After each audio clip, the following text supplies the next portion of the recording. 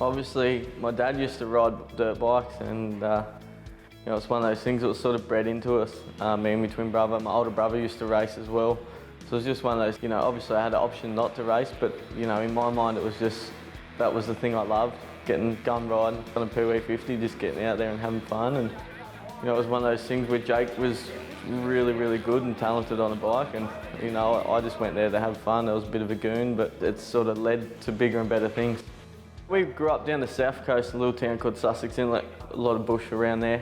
Had a couple other older guys that used to race, like Jay Johnson, Nick Barnett, and we had tracks out in the bush that the old guys, the old man and that, went out there and got shovels and built little jumps for us. So, we had pretty much unlimited tracks. There's probably about 4 or 5 around. Obviously not motocross tracks, but they were fun tracks when we were kids. We'd just zip around all day. We played football as well, won a lot of grand finals, played for state teams and stuff like that, and Dad sort of, it was either, I was taking up too much time, we were playing footy on Saturday and racing on Sunday. Dad sort of said, you just have to choose what you want to do.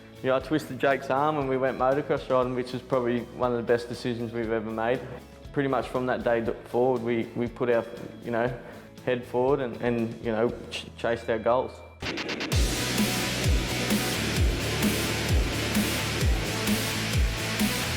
Going to America, it's every kid's dream. I think I made the wrong decisions in my career, like prior to going to America.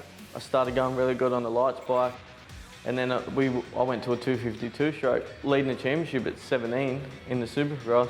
I broke my leg because of a lapper, and then I signed a 2-year deal, and then everyone went 450s. I could ride a 252 stroke really, really good, but it was not competitive against 450. So I wish I never signed a 2-year deal and, and went through the steps that every racer should, you've got to win here on the lights bike and dominate before you go to America, and it's pretty tough, and, that's only a couple of people have cracked it. I feel like one person's cracked it, or 2 people, like Maddie and Chad. It's, out of everyone that's tried, it's not easy, and it's not getting any easier. It's getting harder and harder. I'm still pretty young, so I'm sure I'm not, I want to go over again. Why not? No point in sitting at home and opening up Christmas presents. I'd rather be opening up a can of whoop ass on the Americans. We go next year, we'll be taking our bike. I think our bike probably is one of the fastest bikes in the world for just jumping on it and riding it. It's unbelievable. You can see by how many hole shots I got this year and stuff like that, but I'd love to go over to Europe and do a couple more. Love to do destinations representing Australia, but definitely want to do it on our bike. I've known Matt since I was probably 11, so 13 years. He's just really mind-driven, doesn't let anything get to him, and we might be behind by 20 points, but he just relaxes and keeps calm. And that's just the way he plays the game, and he just loves winning, and he's totally driven to win, So it's easy, it's easy. We just do the best we can with the bike, and the rest is up to him, and he just does it. He's been able to stay healthy and stay fit, and if he keeps on this program he's had the last few years, he's going to take a lot of beating.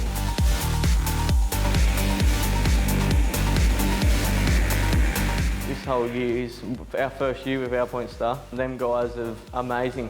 We went to Berkeley Supercross only 2 weeks ago. They organised that the week before. Obviously Steve Jennings from Australia, he's the one that keyed it all up, and it's not like they're just trying to make money out of the sport. They're an established brand, so now it's just about helping people, and you can feel that about that company, so it's good.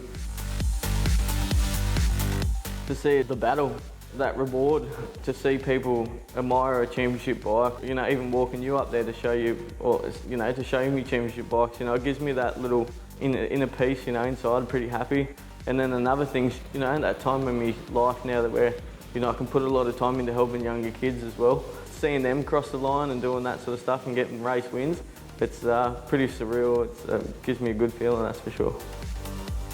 There's been a lot of people that have made us get there. There was a couple of years there where, we thought we had to go get jobs and stuff like that, and nearly quit racing. So without my dad and Rona and my mum and my sister and everyone that's behind me and influences from them guys, we definitely wouldn't be standing here with these championship bikes behind me.